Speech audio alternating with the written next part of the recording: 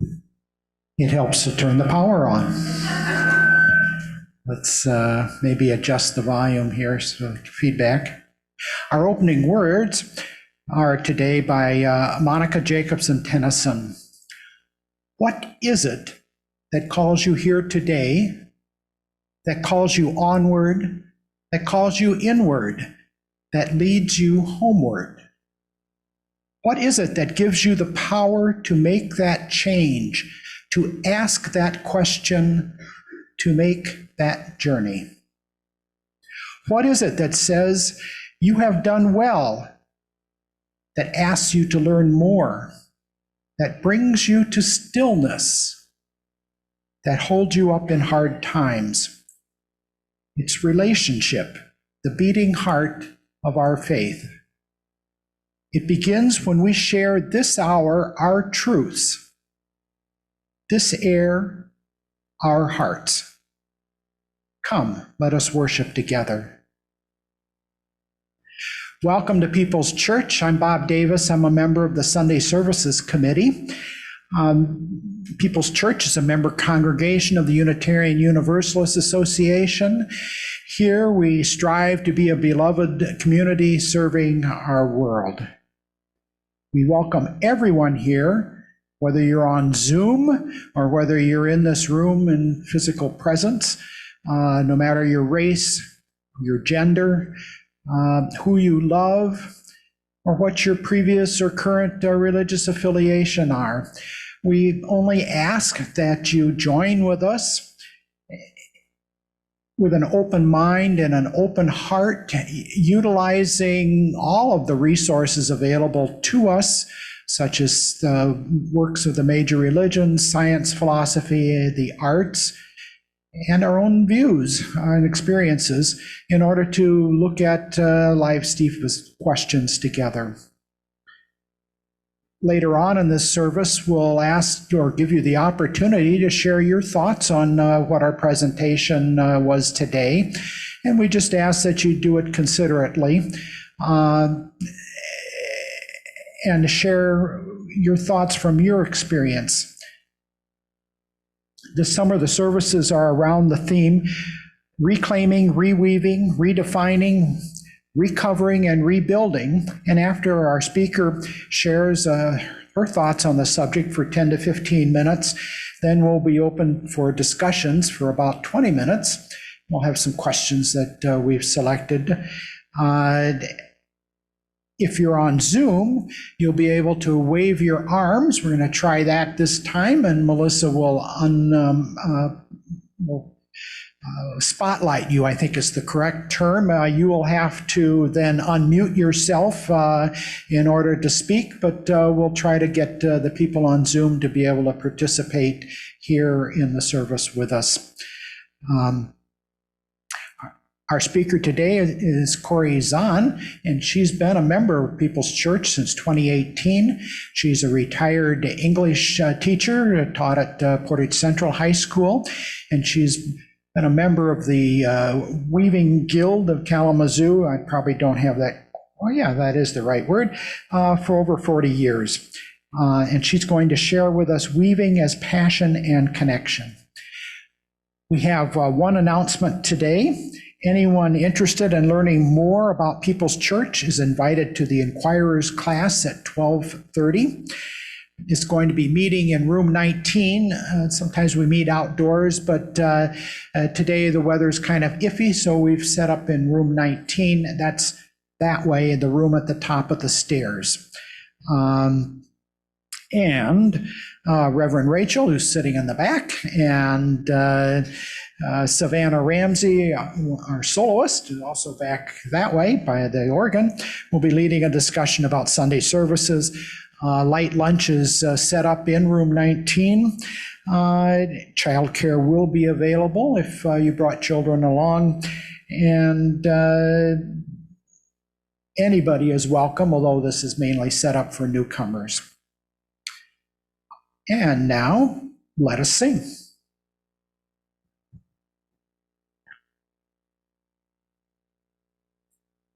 Our opening.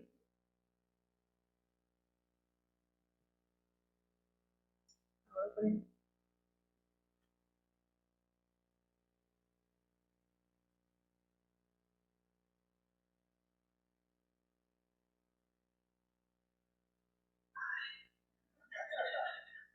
opening song is number 188. If you want to rise and body your spirit, we'll sing that together.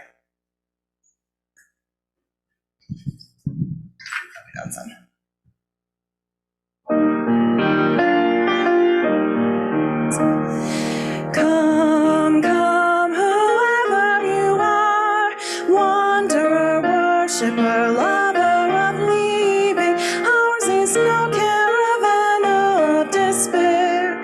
Come yet again. Let's do a round. This side first. Come, come, whoever you are. Come, come. Good for you. Ours is no caravan of despair. Come yet again, come. Come, come, whoever you are. Wanderer, worshiper, lover of leaving. Ours is no caravan of despair. Come yet again, come.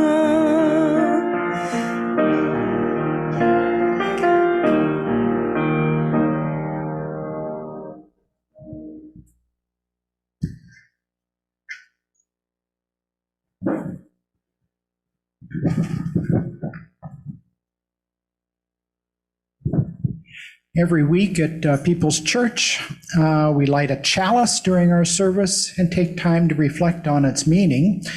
If you are joining us in Zoom, please enter in the chat box where you are lighting your chalice as I light our chalice here. Except we don't have a chalice set out. I guess I forgot. Oh, there we go.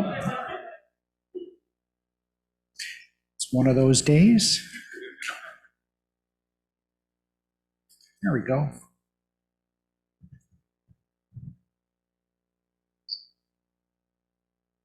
Words today are by Heather Christensen. Each week, as we gather, we light a common chalice. We sing and celebrate. We pray and think. Then we each gather strength from the flame and go out from here, taking the light with us. And Melissa, can you help me out? Can you see where people have lit chalices?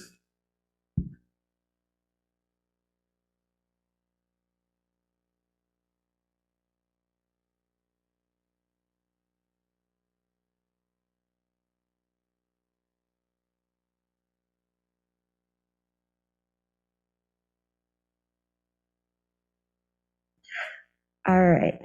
We have a chalice lit in the Westnedge Hill neighborhood, a chalice lit at Evergreen North,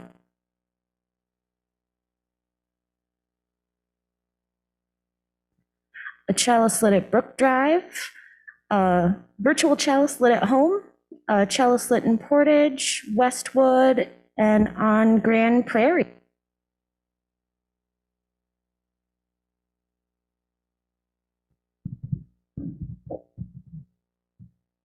Okay, thank you.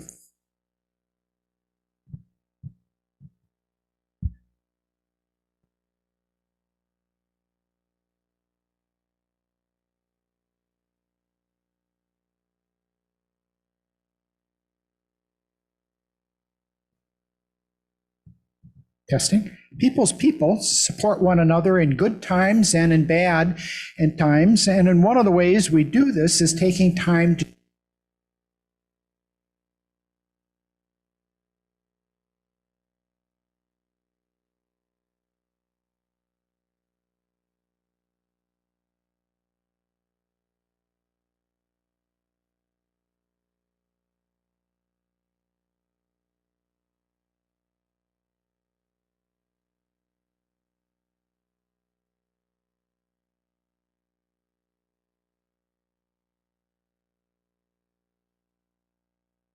testing. Hey, Melissa.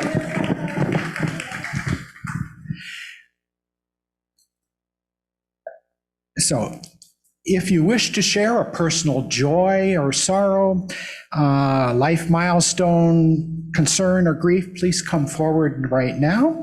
Please state your name before you begin, and when you finish, you can place a stone in the bowl.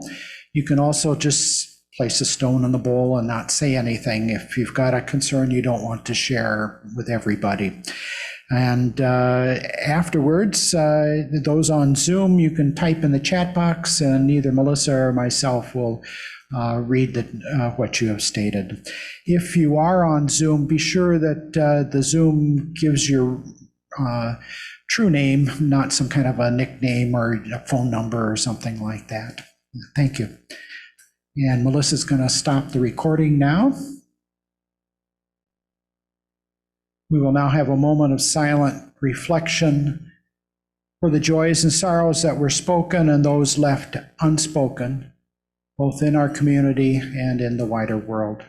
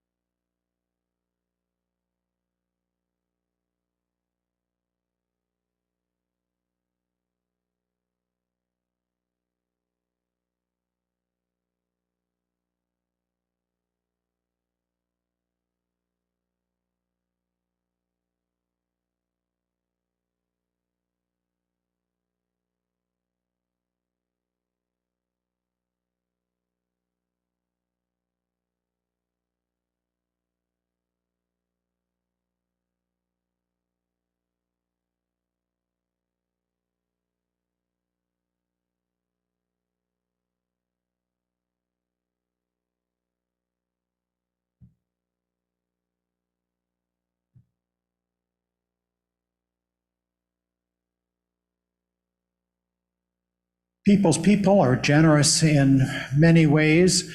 One of the ways that we support one another is by giving our time, talent, and treasure to one another, to the church and to worthy organizations. Here, your money helps to our hardworking staff and our church facility. Please take a moment to make a note to yourself to check that your pledge is up to date, or visit our website to make a donation. There will be a donation link in the chat box, and there are donation boxes at the start of at the entrance to this room. We'll now pass collection baskets in this room. The offering will be taken.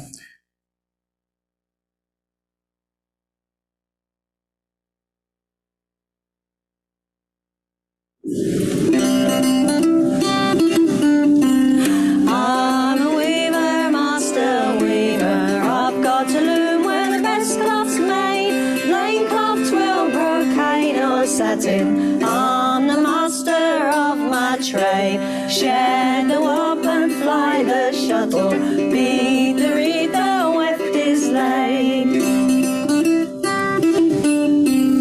I can wind the flying bobbin. I can warp a beaver thread.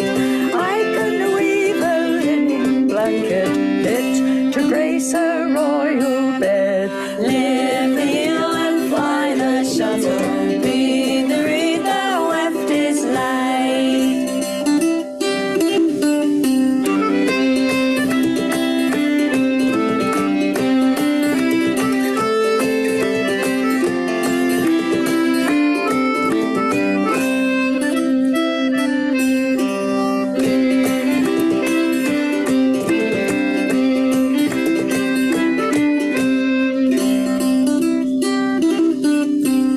Here the din of loom and shuttle. Weaving is a noisy trade. See how even soft and gentle lies the cloth when it is made. Lies the cloth when it is made.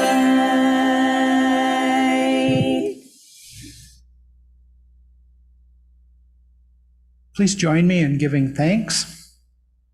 From the countless gifts we each have been given, gifts of life and love and sustenance, we bring these small portions to share in the works of love which none of us can accomplish alone. And now we have some readings.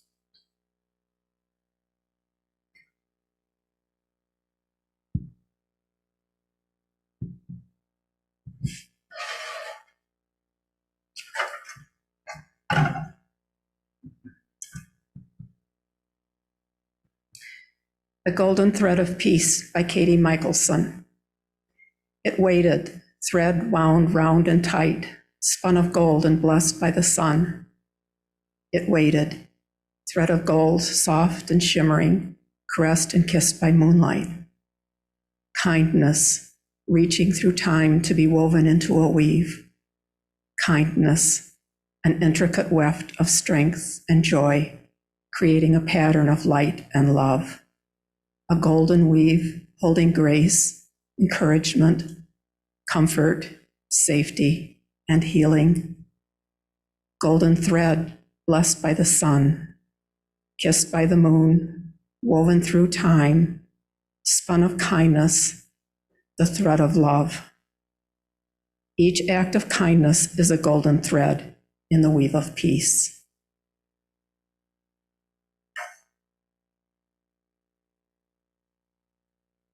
This next reading is from a book titled How to Weave a Navajo Rug and Other Lessons from Spider Woman. The loom breathes the prayers and songs of the holy people and is therefore a living entity. It is sacred as it provides blessings and protections for the home and family of the weaver.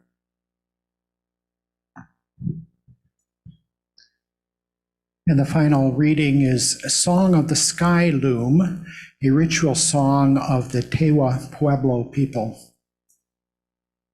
O our Mother Earth, O our Father Sky, your children are we, and with tired backs we bring you the gifts you love. Then weave for us a garment of brightness. May the warp be the white light of the morning. May the weft be the red light of evening. May the fringes be the falling rain. May the border be the standing rainbow. Then weave for us a garment of brightness, that we may walk fittingly where birds sing, that we may walk fittingly where grass is green. O our Mother the Earth, O our Father the Sky.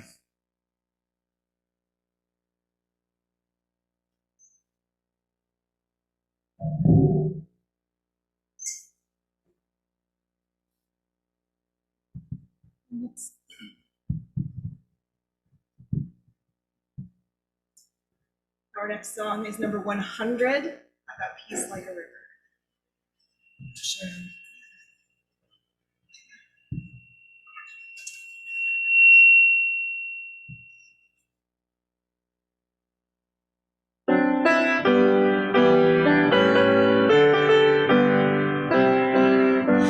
I've got peace like a river. I've got peace like a river. I've got peace like a river in my soul.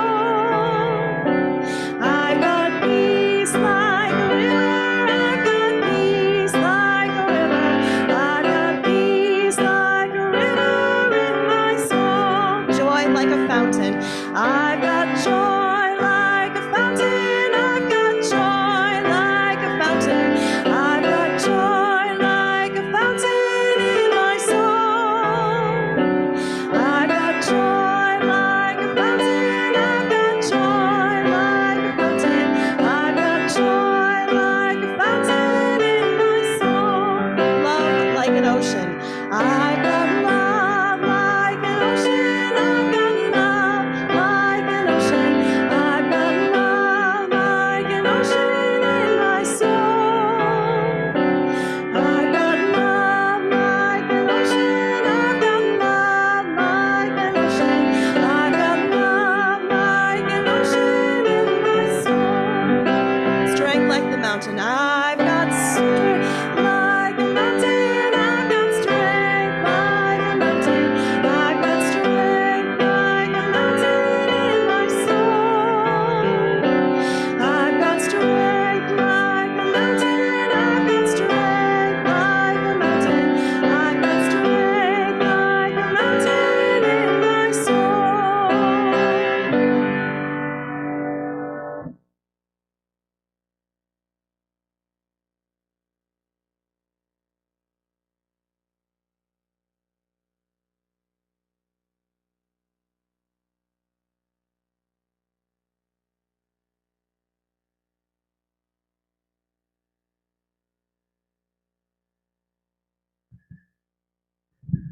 Okay, good morning, everyone, and thank you for being here. Before I start the reflection, I'd like to just acquaint you a little bit with a loom, since I'll be using a number of terms from it. First of all, this is a floor loom. It's a small version of a floor loom. It does everything that a large floor loom would do that might be 45 or 60 inches in width. It's a pretty amazing little version, and it will fold up. It has wheels, and as you can tell, I brought it here this morning. It's called a baby wolf. The two terms we probably hear most often with weaving are warp and weft, or warp and woof. So the warp is what goes perpendicular to where the weaver is sitting. So this is warp that is here. I'll swing it around for you and use my teacher voice. Can you hear me? All right, so this is warp. Okay, all right, so this is warp. It's wound on the back of the loom. And then it is threaded through, I know this is hard to see, but these little metal things, sometimes they're string, they're called heddles. And every string has to go through one of these for a reason I'll show you in just a minute. They help to determine the pattern. Okay, so swinging around again. Nice not to have carpet here. Okay, so moving on, then that's the warp. Then what goes through the warp is the weft. And in this wonderful video that Savannah found for us, you heard the term warp mentioned. You also heard the term weft mentioned. So the weft goes through in a shuttle. Easy to remember this name because it shuttles the yarn back and forth. It's like a shuttle bus. And then, I wonder, so how does that shuttle get through this, which is just sitting flat? If you look at the bottom of the loom, there are pedals, we call them treadles. They look like the pedals on an organ. And these can be lifted. If I were sitting at the loom, my feet would lift them. But they make the harnesses go up. And they separate the threads of the loom so the shuttle can go through. And the pattern is determined by the way in which the heddles are threaded and by the manner in which the harnesses are tied up to lift the harnesses. Okay, so those are the most important things to tell you. You'll probably hear fabric referred to as web. And so if you think of it as any other kind of web, it creates a web. I don't know how better to describe that, but fabric and web are interchangeable in weaving terms. This is the beater, which is kind of self-evident because you use it to beat the yarn in place. This is kind of a fun one, this thing in front. This is called a reed, and it keeps the yarn in place and spread at whatever width it should be for the item that you're making. And in old times, this is stainless steel, but in old times, this was actually made from reeds, very fine reeds that were then wrapped into place with fine burlap string. They're very delicate. Okay, that's all the terms for you. There will be no test. And I would like to invite anyone who would like to try the loom or just wants to look at it or ask questions to come up after the service.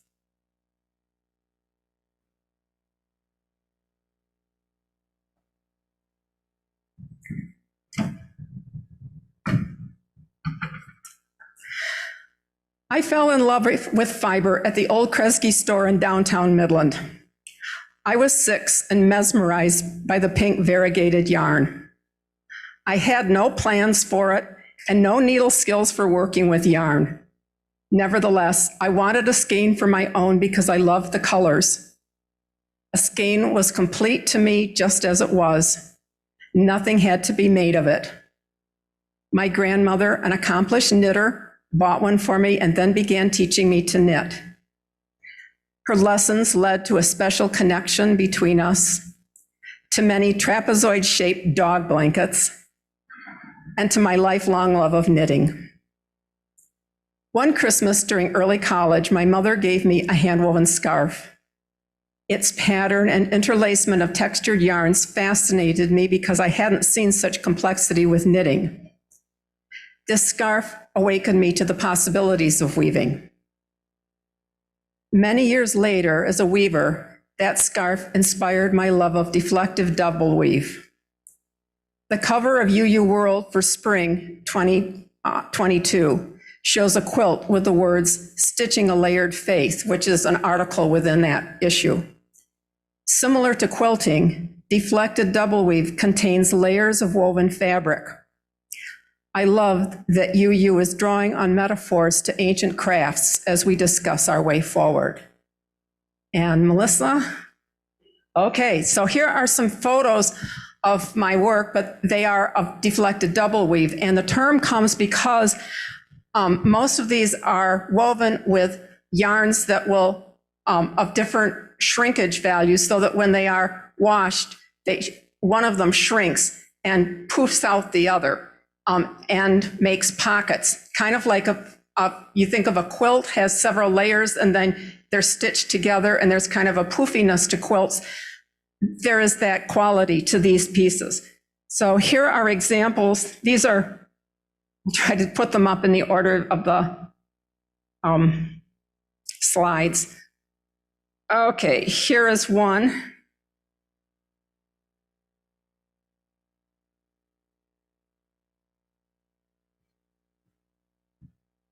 I no longer have that first scarf, but this is a sample of it.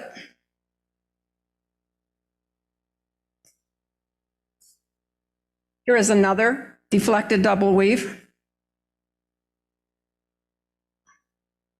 Oh, thank you, Brian. And honestly, I'm not sure if I photographed this one or not, but this is another example of deflected double weave.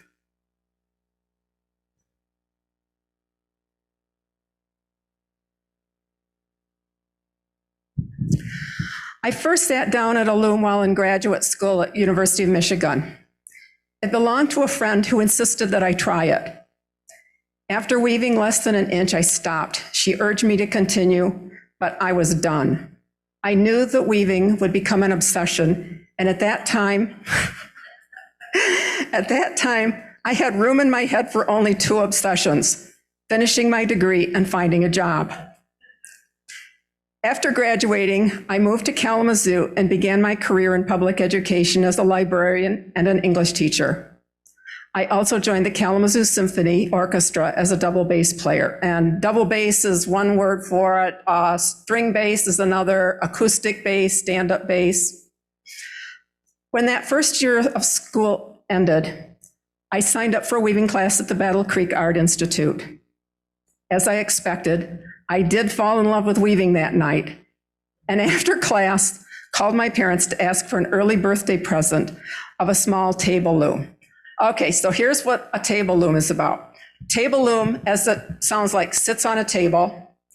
It's so much smaller than this. This loom is about 34 inches high and about maybe a little more than 30 inches wide. By comparison, my table loom was 17 inches high, so that's a lot shorter, and only 15 inches wide.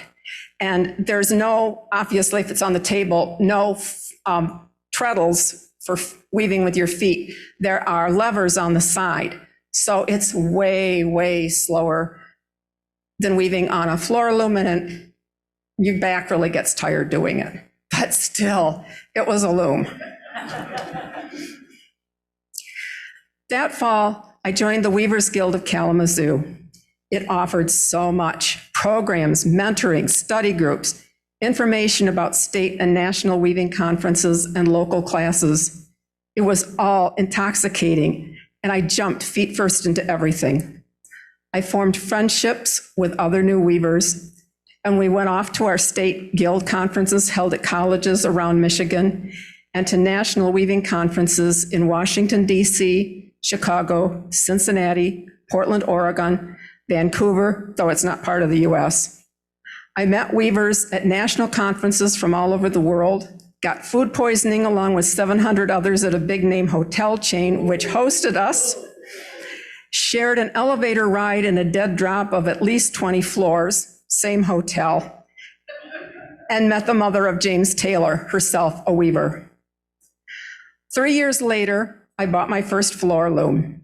It expanded my options from the limits of my 15-inch wide table loom to weaving items up to 45 inches wide and weaving them much more quickly.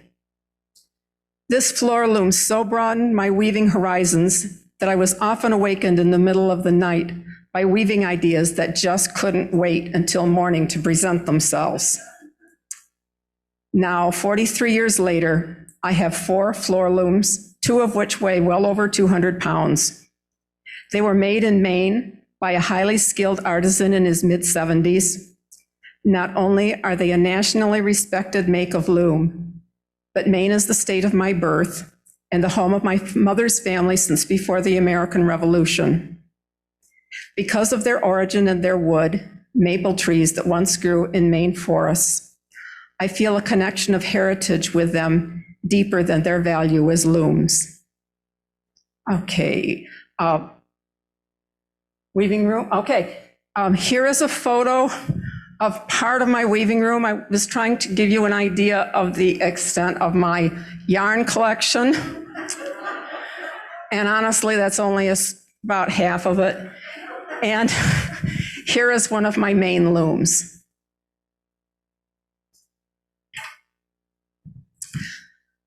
People who visit my weaving room have been either enthralled or overwhelmed by the walls of yarn, of yarn and colors. To me, though, each cone and skein contains unlimited possibilities, especially when combined with others. Like people, they are stronger, and there are possibilities more diverse in collaboration with each other. I'm fascinated by color and texture and how they interact. The challenge of combining yarns of various colors and textures so that they enhance each other is meditative because it requires such concentration.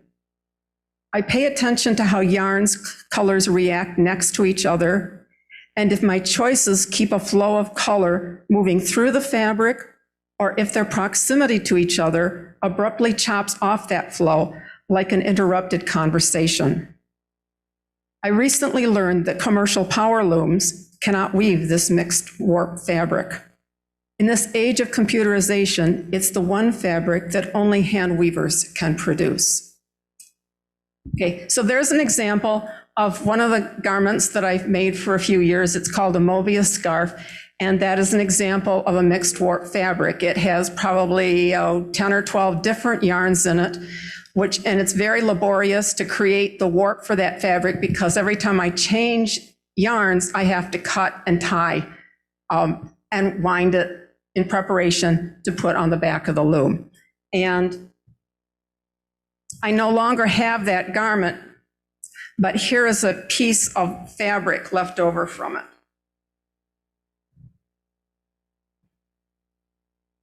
So it's really a challenge to keep the colors moving across and not just stop, because I can't always see, well, we'll leave it at that. The next one, sorry, I'm trying not to get all technical. This is that scarf that you're seeing pictured.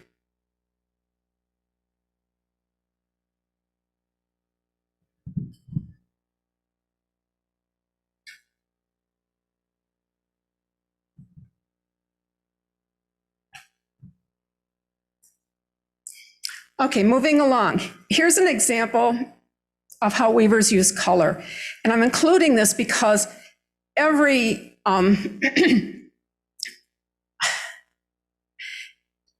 struggling for the word here. I don't want to, let's say artist who uses color uses it in a different way because every medium reflects color differently. So with paint, Gay, you use color very differently because it appears differently in your medium than the way an interior designer would use it, than the way a weaver would use it.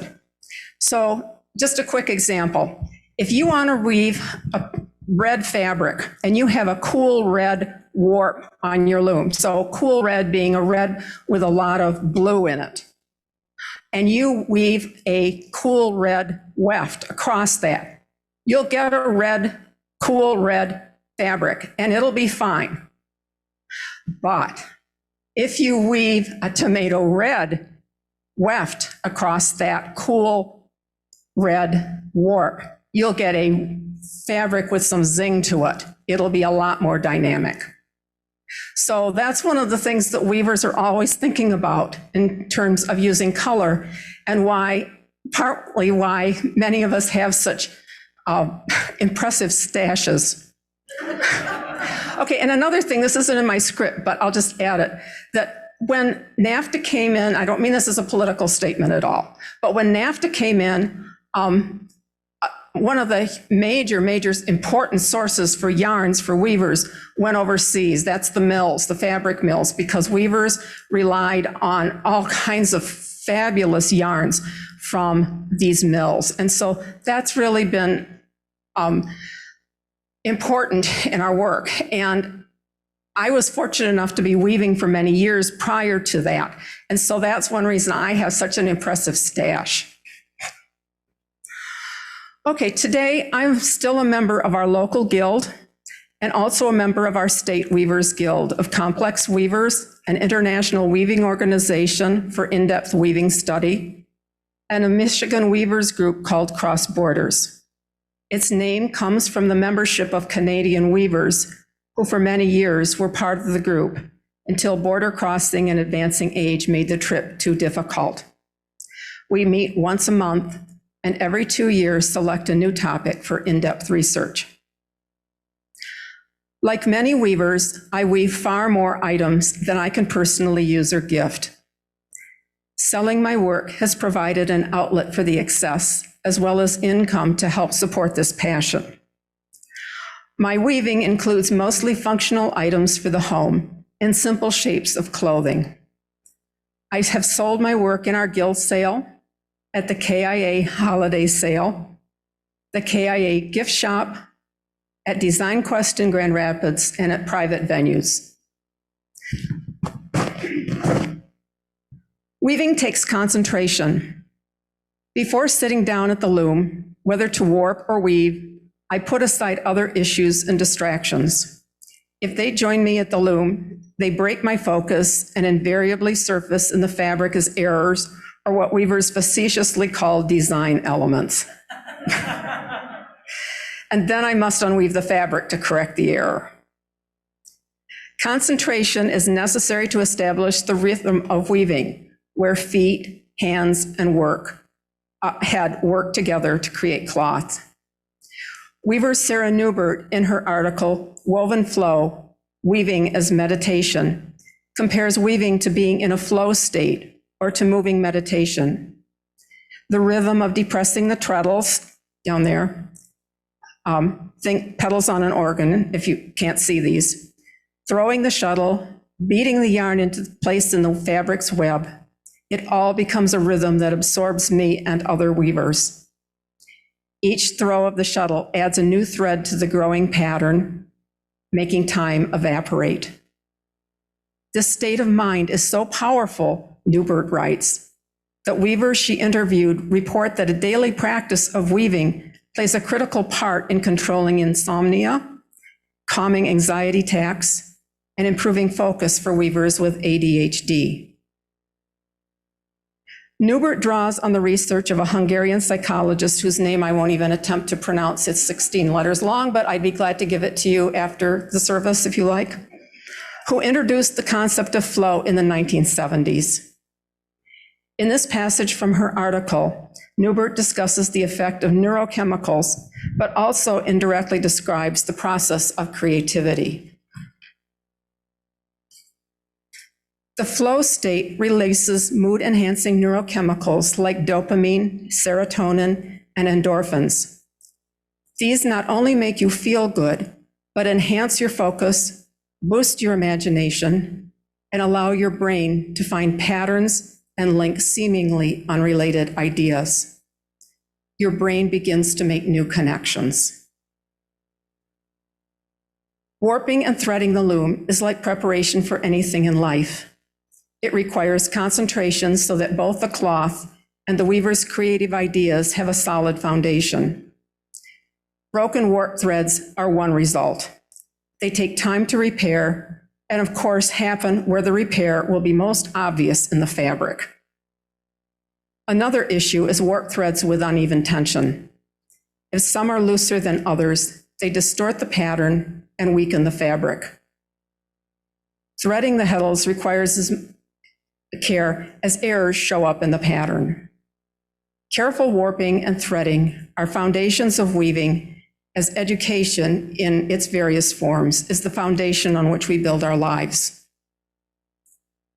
Sometimes, despite the weaver's skill in planning, the fiber used for warp just won't work, and the project becomes impossible. When that happens, a warp must just be cut off the loom. Technical term is the dog on the loom. As in life, sometimes it's time to let go and try a new direction. Ironically, no matter what the project, letting go restores creative energy and frees us to pursue a new, more successful direction.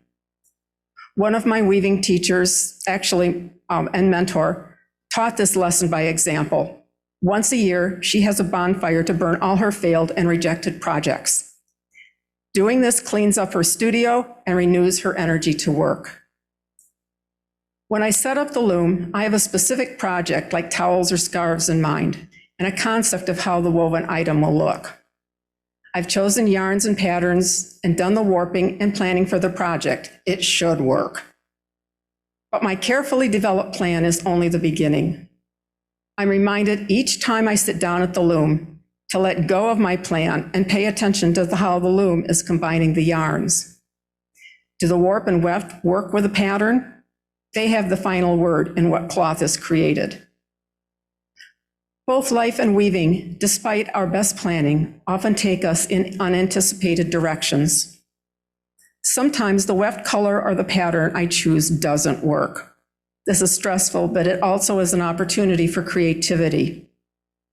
Working with options in pattern, color, weaving techniques, there is a possibility that, to quote naturalist and author Barry Lopez, a pattern with beauty and full of grace could emerge.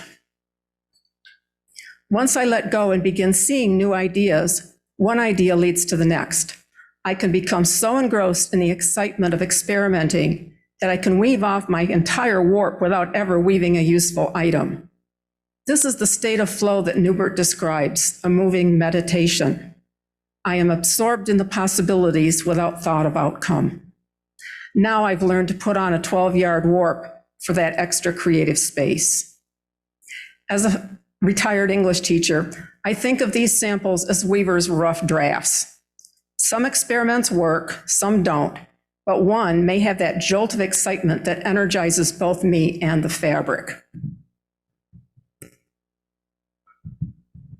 Okay, here is that slide. This is one of my real rabbit hole rough drafts. These are all samples, different colors, different types of yarns, different treadlings.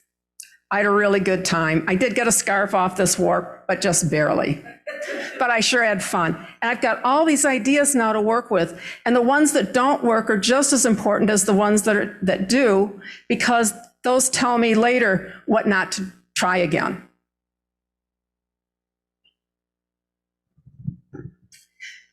Since that first weaving class in 1979, weaving has been the thread that runs through my life. Through my working years as a teacher and librarian, through retirement, and as the lens of my imagination as I see the beauty of the world. Weaving was also the constant light in my soul as pancreatic cancer took the light of my husband's life. His death 6 years ago drained all my creative energy. Sitting at my loom, weaving easy projects, losing myself in the rhythm brought comfort. As I rewove my life without Michael, weaving became the language by which I measured healing. As I learned to cope with house repairs, find IT help, build new social networks, and joined People's Church, my weaving began to reflect this new life. Creative ideas began to flow again. The craft of weaving is built on connections made by many cultures over many centuries. Weavers frequently acknowledge our debt to those who came before us, those who personally taught us, and those whose work and writing from earlier centuries still reaches out to us today. In this tradition, I thank two of my first weaving teachers, Mary Spradling and Brenda Mergen. I am indebted to you both. This is my personal weaving story, my connection with all who share a love of this craft. It envelops me in kinship that transcends language differences and connects me with kind people who generously share their knowledge to assure that our craft thrives and is passed to younger generations. Thank you.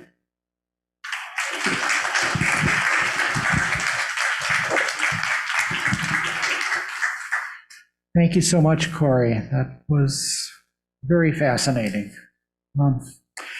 We're now entering our discussion phase, and kind of the general guidelines, rules that we're going to follow. Please speak the truth as you understand it. To avoid inhibiting the flow of discussion, don't comment on other people's comments until everyone has a chance at sharing. We have two questions to kind of prompt your discussion. One is, what are your passions and what do they bring to your life? And number two, describe how your passions brought you through a difficult time. So kind of two different looks at the same concept.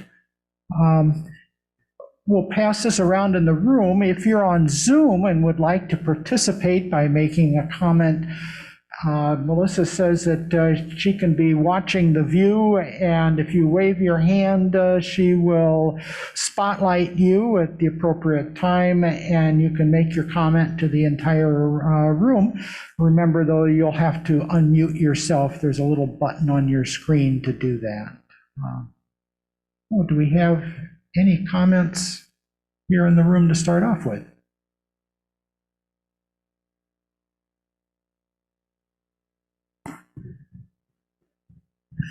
This was right up my alley, especially that second question, how my art making has gotten me through a difficult time. As an art therapist, I've used my art as a way to get through difficult times. And some of you may remember some of my cancer art a number of years ago on the gallery wall. But when my husband died 5 years ago, I found great help in doing art about him. So his animal totem was a tiger. It was a form of karate he did. I have a tattoo of a tiger, Japanese calligraphy. And so I've painted a number of tigers in John's honor. And I put his ashes in the paint. And this year, this is the year of the tiger. So I did another one, the beginning of the year of the tiger. And I tore up his memorial service, which was here, and collaged that in the background. And then I tore up his death certificate, and that's also in the background. And you can barely see it, but that act of tearing and acknowledging that this is what happened really has helped me through this. So I know, as Cory has said, that when I start painting, whether it's about beauty or difficulty, the world goes away, and that feeling of flow is energizing and calming all at once.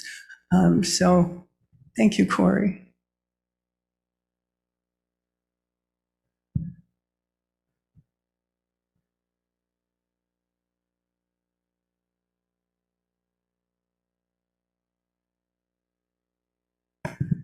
David Isaacson, thank you so much. That was intriguing. I too am a former librarian and English teacher, and as such, I often see through reading, but sometimes my own imagination, metaphors, analogies. The world becomes more intriguing when these metaphors and symbols, images, spark some sort of core within me. Shimmering is one adjective. I'm not a biologist, but I love spiders, not arachnophobia, but arachnophilia. They are really intriguing. This is nature weaving. I don't know of any other animal, perhaps there are, that weaves. But from an instinctual point of view, these spiders, in order to make a living, create very intricate and beautiful webs. Now, they're not doing it for the fun of it. Well, perhaps they are. They're doing it to trap other insects for food. It's just, to me, I love to think about it. That's all.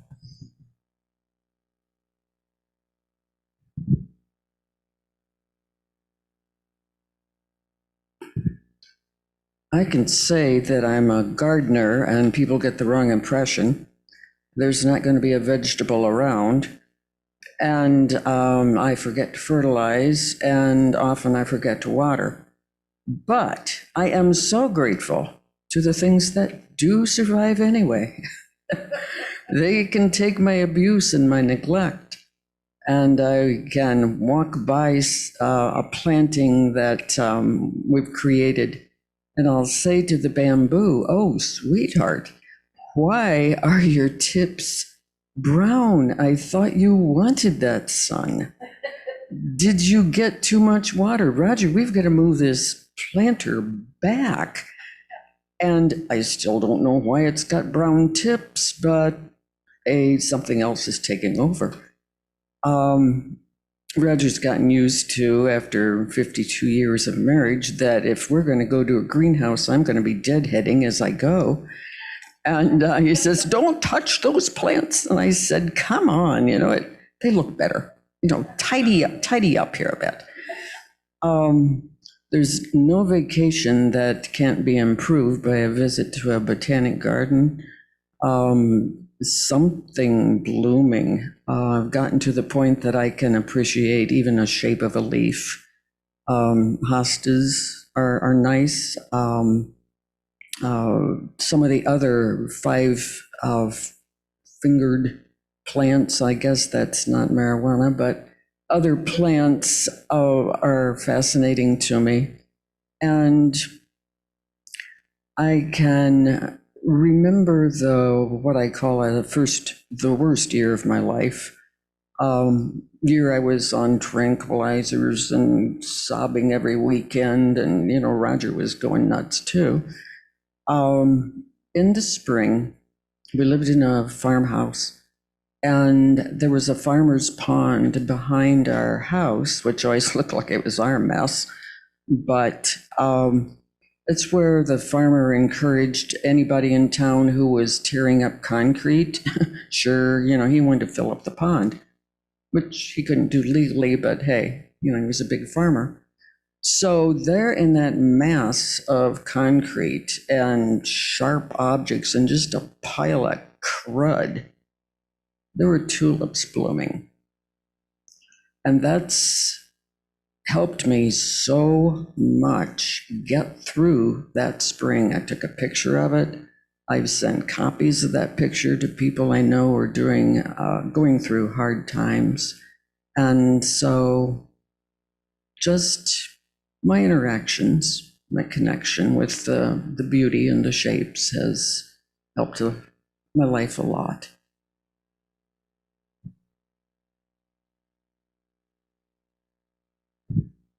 Thank you. That was Lois Leffler.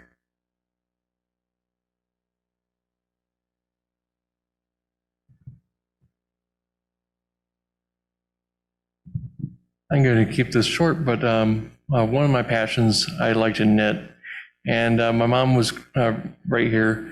She had cancer, and I came up with a pattern of a Afghan that I thought she would like. I made a whole bunch of them for her, but this time was something special. It allowed me to keep connected where I wasn't overacting in my anxiety. I was in prison at the time, so there's that inability to be able to be there where she was. That allowed me to connect with her because she also likes to do different things. Like she's doing a little bit of knitting now, and she's also into needlepoint, and so we have that connection of working with yarn and such. And that was something I didn't learn how to do until I got into prison, and I at first hated it. I was really not enjoying it. And then I'm like, okay, I'm going to take the class again. And I just flourished with it. I just loved it. But also done a lot of watercolor paintings and other things. So I just love working with art now. And with that, I'll pass. Thank you, Nick.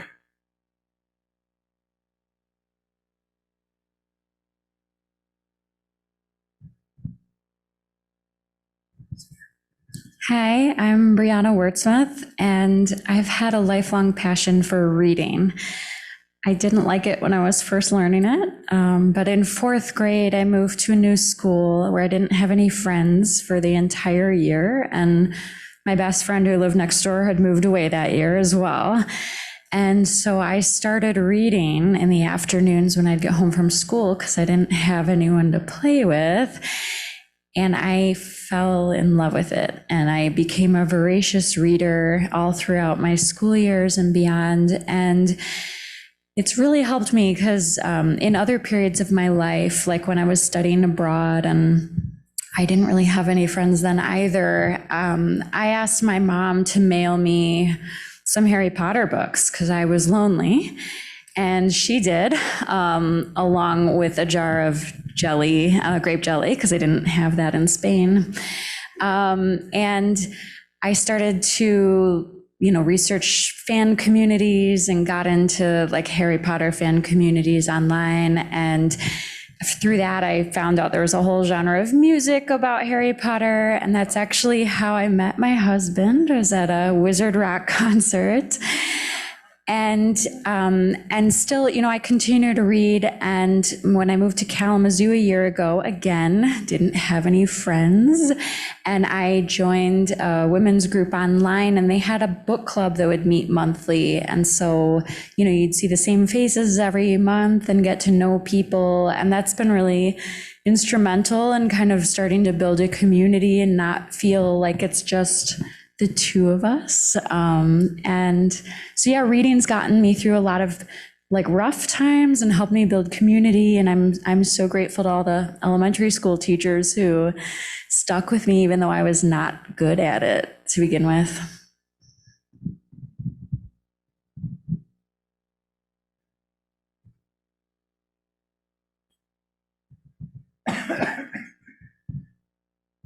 Thank you. So I'm Stefania, and I love to write. I used to write when I was a girl, but then I stopped because I thought that nothing good would come up from my writing.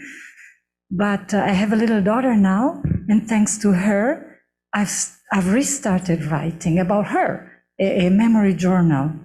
And it is wonderful. I don't know about the quality, but I hope she will have fun reading it when she grows up. And I would like to quote something from Manet, the great French painter, that I heard recently on the radio that perfectly fits what we are talking about. And he says, if I'm lucky, when I paint, first my patrons leave the room, then my dealers. And if I'm really lucky, I leave too.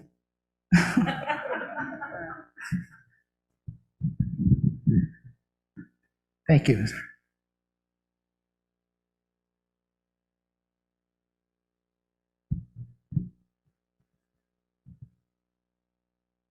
Say your name. My name is Joe Tortois. My passion is car repair or automotive repair. And it often involves tearing down a car to get to the broken part before replacing it and rebuilding it. And tearing it down can be a struggle. Rusty bolts, there's often a fear of breaking rusty bolts and then trying to figure out how to fix that problem before getting back to the first one. I often do car shopping late at night, looking online for car listings of broken cars for the joy of being able to fix them.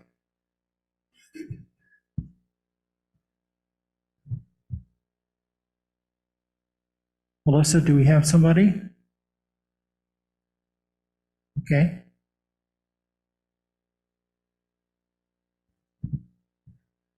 So Karen Tinklenberg shares, reading a good book, playing music I like on my recorder, and solving a difficult puzzle have taken me out of myself and helped to relieve depression.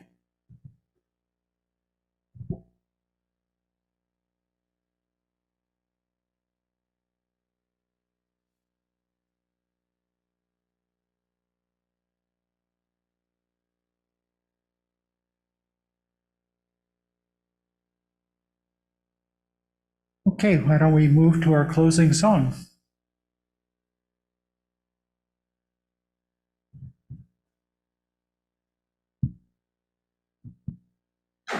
Our closing song is number 22 in your gray hymnal, and I encourage you to rise and body your spirit to sing that together.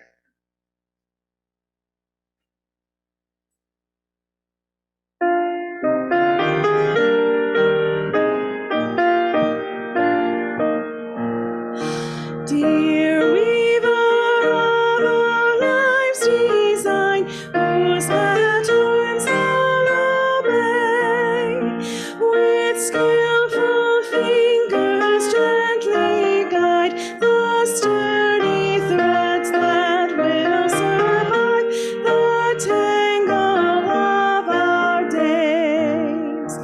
Take up the fabric of our lives with hands that gently hold, bind in the ragged edge that care would sunder and that pain would tear and mend our raveling souls.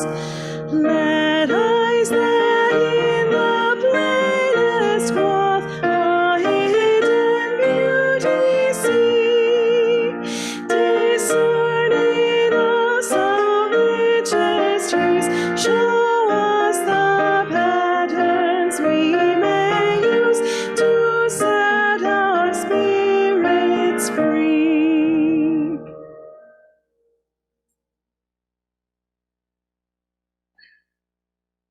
Our closing words are by Chris Rothbauer.